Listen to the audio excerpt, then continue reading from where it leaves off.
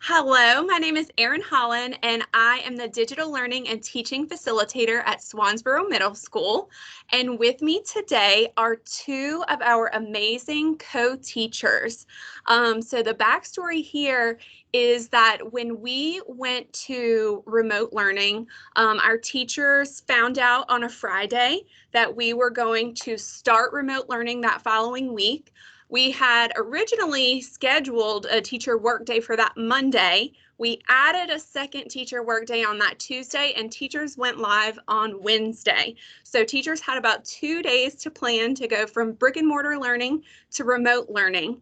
And a couple of days into the remote learning process, I just happened to pop in on a live call through Microsoft Teams that two of our teachers were using for their instruction, and I was blown away by what I saw. So they have been gracious enough to share some of their time with us today, and I'm going to go ahead and kick it over to you two so y'all can introduce yourselves. I'm Jennifer Faasii Smith. I teach 6th grade ELA and social studies. And I am Lisa Frazier. I'm at Swansboro Middle School with Miss Faasii, and I teach EC, special ed. So I am her inclusion teacher. All right, so one of the things, guys, that I noticed right away that kind of caught my attention and kept me in your class was I joined at the very beginning, and immediately what I heard was the two of you greeting every single student by name as they join the call. Is that something that happens every day? Can y'all talk to us about like that beginning of the class process? Yeah, it's something we do every day. I think it's really important to acknowledge the students. And it's something that like comes from, I think, just our in-person class every morning. When we started school, when we were at school, I would stand at the door and greet the kids, good morning, and say their name. And that just, it's that recognition of them as an individual. And so we just kept doing it when we started our online learning. I have my little attendance chart and we just mark off as we go. Awesome. And then the other thing I noticed was the transition from greeting the students into the start of the day was very smooth. And I noticed that y'all began by addressing some expectations and things like that for the class. Yes, we talked about that prior to launching the live sessions and how we kind of wanted that to work. And with our population of kiddos and just kind of all middle school kids in general, having a very structured environment and letting them know what's coming and what the expectations are, I think helps set the stage. So from day one, we wanted them to know this is what your expectations are, and this is what we will do for you as well. So Faasii and I kind of borrowed a template sort of that another teacher had used and then crafted it for our own, and we use that daily for several weeks, and now we hit it a couple times a week.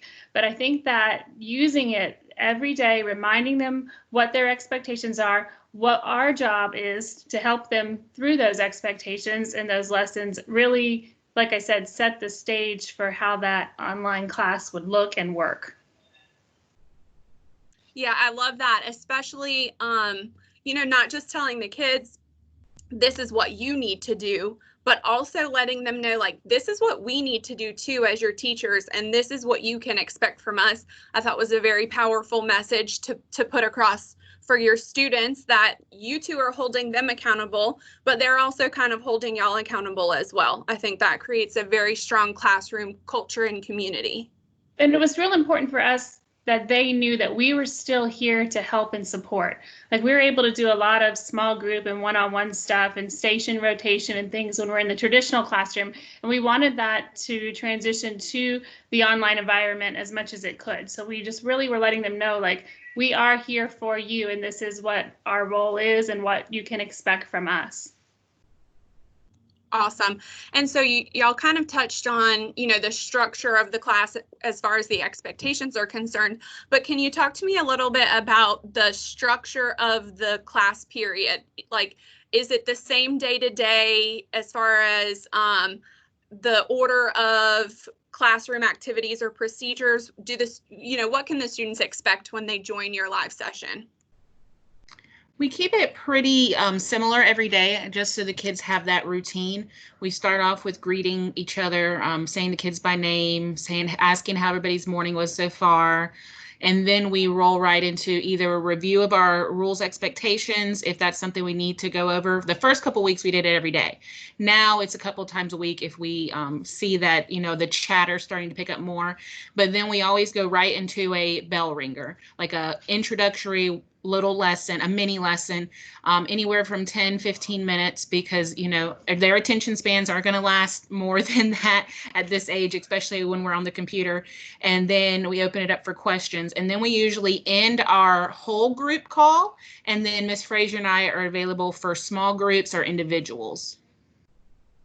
Great. And as I watched y'all's class that I popped in on, I noticed that the transition, like from the greeting to the bell ringer to the mini lesson and through the assessment where you were checking in on student progress and understanding, the two of you moved through that very seamlessly with one another, which I know is very difficult sometimes in an inclusion classroom to have that true co-teaching.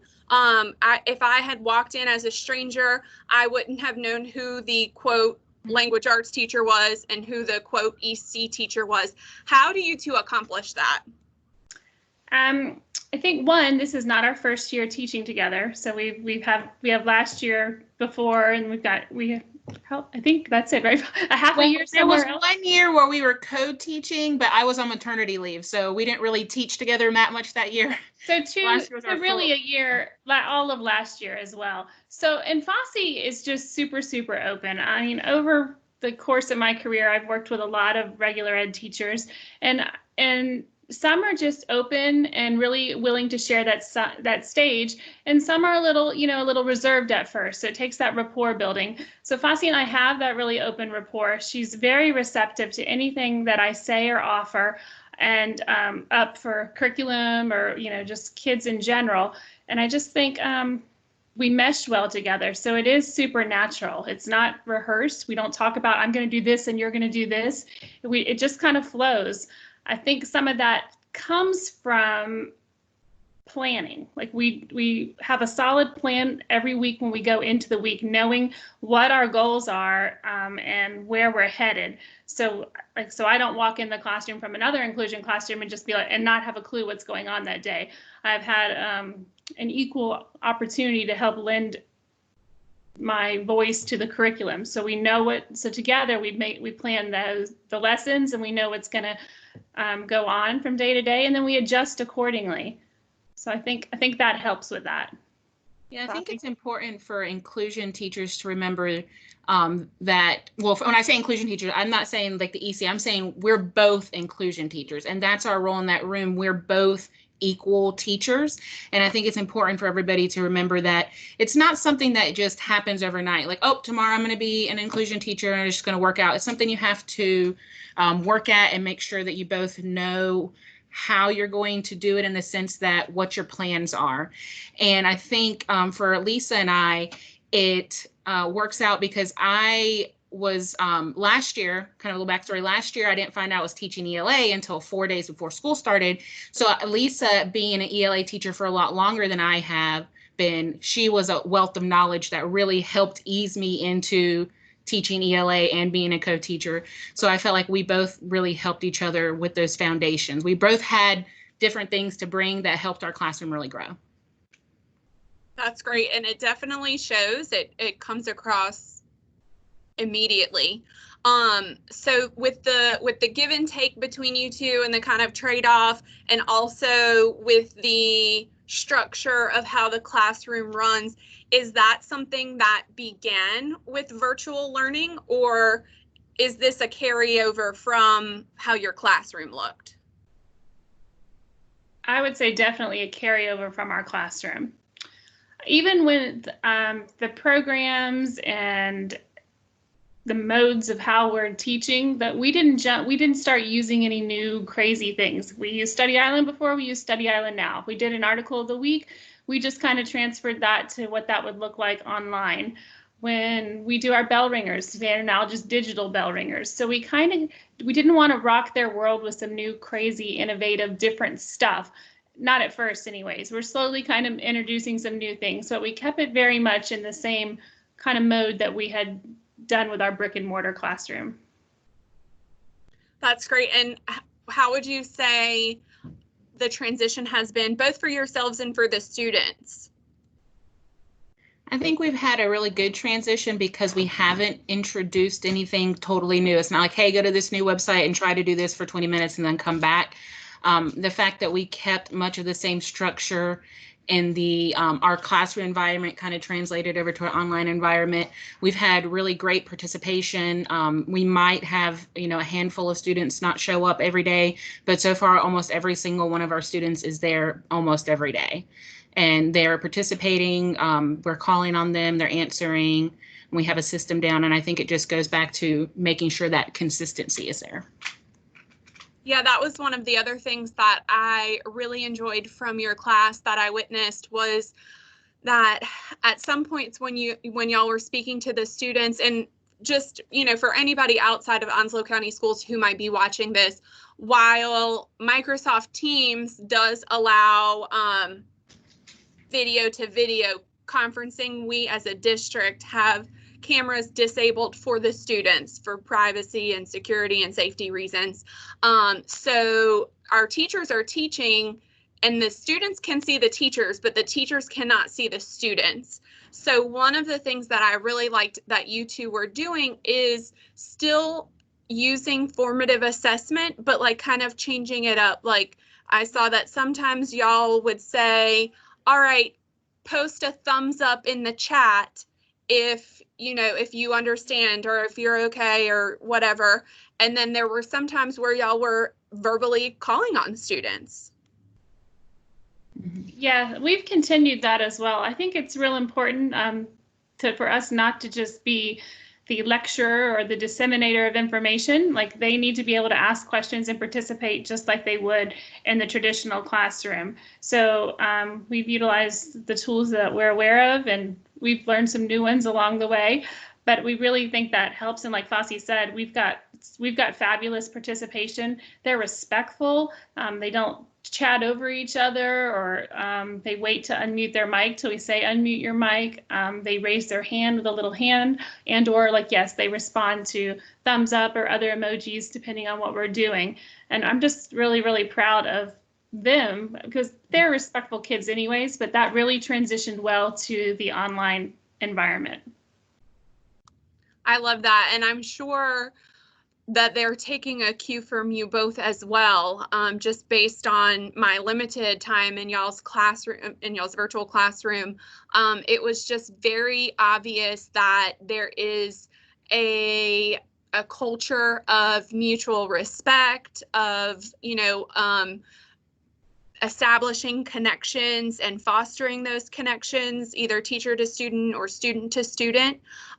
So I am not surprised at all. What else are y'all doing outside of, just those Teams calls, or maybe what will you be doing in the future to continue to connect with those students and foster that classroom culture?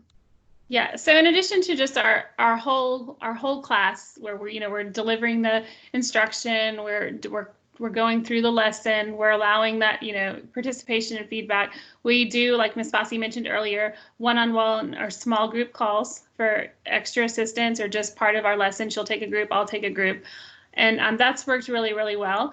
We do have, we felt like we weren't being able to kind of recognize some of the good work that we see, that we were more easily able to recognize in a traditional classroom.